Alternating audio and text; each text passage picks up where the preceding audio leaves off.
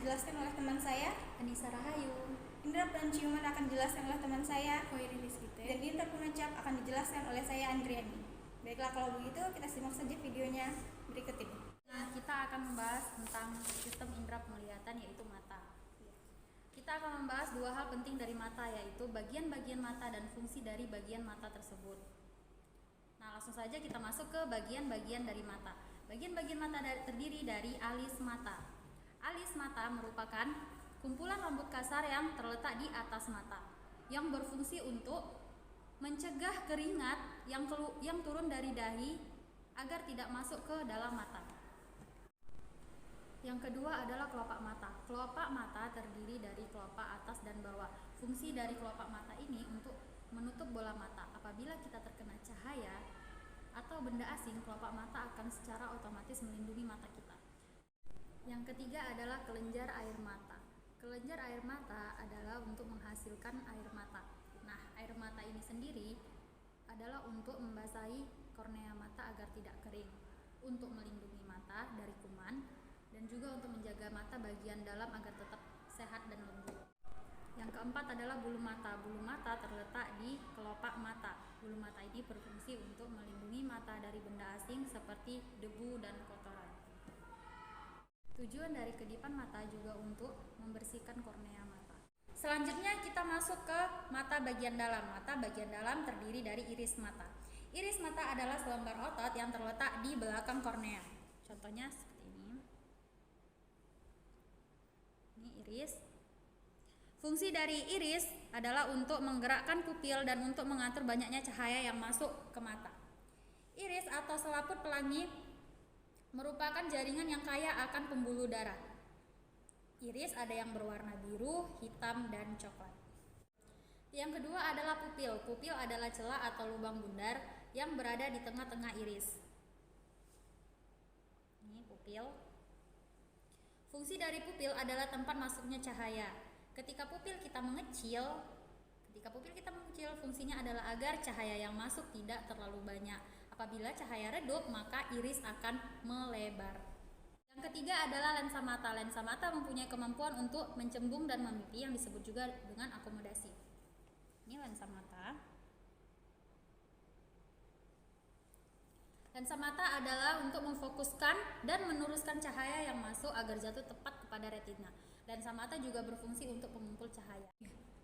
Yang keempat adalah kornea mata. Kornea mata memiliki fungsi melewatkan cahaya yang masuk dari luar dan melindungi mata kita. Kornea mata memiliki sifat yang tidak berwarna atau bening dan tidak mempunyai pembuluh darah.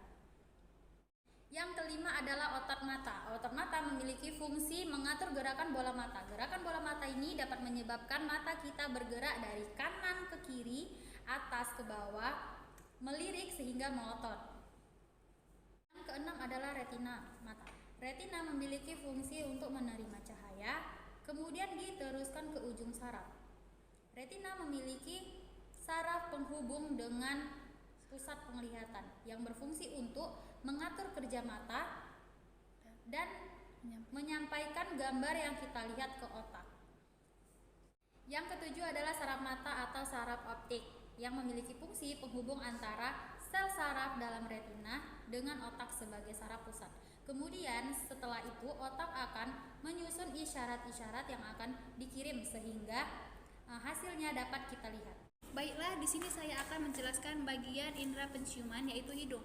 Hidung terdiri dari dua lubang hidung dan rongga hidung. Rongga hidung terbentuk oleh tulang hidung dan tengkorak. Di dalam rongga hidung terdapat selaput lendir dan juga rambut halus, yaitu rambut hidung.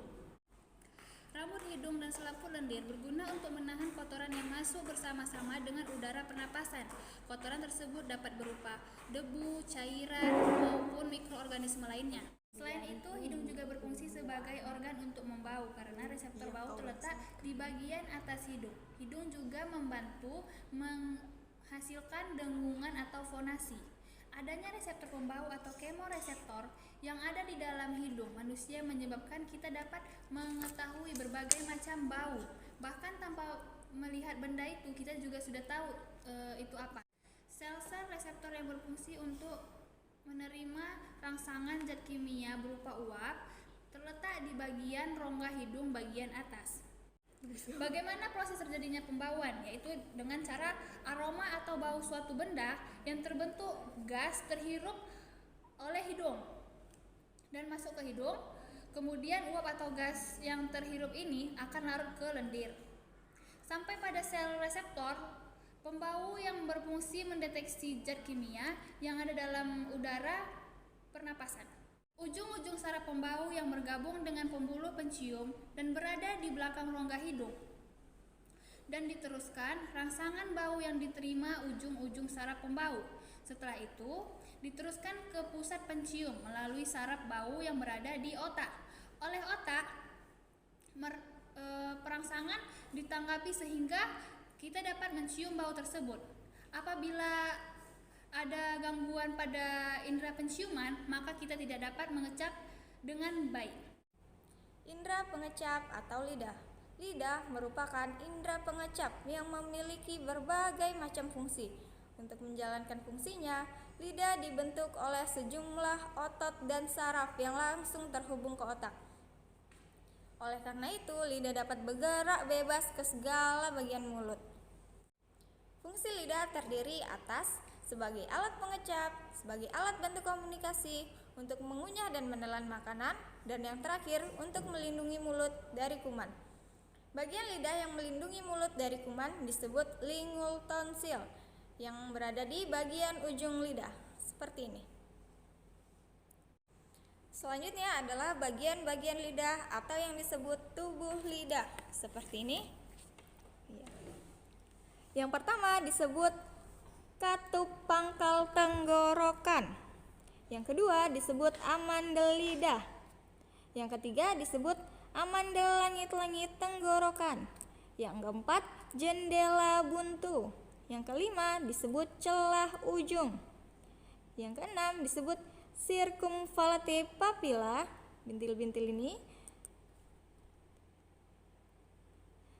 Yang kedelapan adalah celah lidah, berada di tengah lidah. Yang kesembilan adalah ujung lidah. Selanjutnya adalah bagian-bagian lidah yang peka terhadap rasa. Yang pertama ada di ujung lidah, yang peka terhadap rasa manis. Kanan kiri lidah yang peka terhadap rasa asin dan asam. Dan yang terakhir ada di pangkal lidah, yang peka terhadap reseptor rasa pahit. Cara kerja lidah dimulai pada ketika kita makan, pada bintil-bintil lidah yang disebut dengan papila, seperti ini. Pada papila tersebut terdapat saraf pengecap. Ingat, saraf pengecap. Di saraf pengecap inilah yang dapat membedakan rasa makanan. Nah, di saraf inilah yang akan meneruskan ke otak dan otak memproses sehingga kita dapat membedakan apakah makanan itu rasanya manis, asam, asin, atau pahit.